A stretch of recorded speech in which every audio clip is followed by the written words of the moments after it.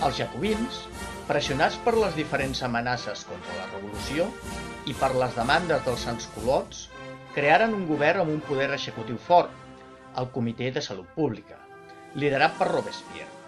que amb la llei de sospitosos inicià una autèntica cacera de reaccionaris i contrarrevolucionaris, jutjats per tribunals populars i executats a la guillotina. És l'etapa coneguda com el terror i que desfermà la violència i un autèntic bany de sang contra els enemics de la revolució.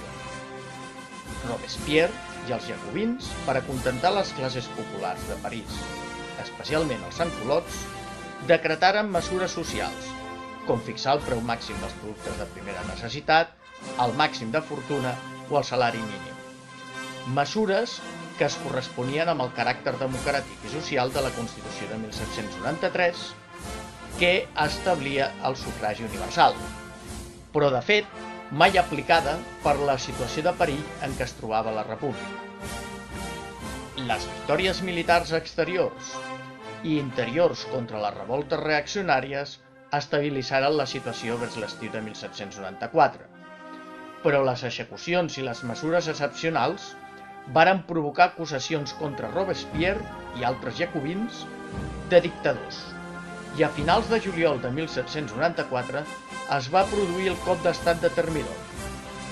Robespierre i altres líders jacobins foren detinguts, jutjats i executats a la guillotina.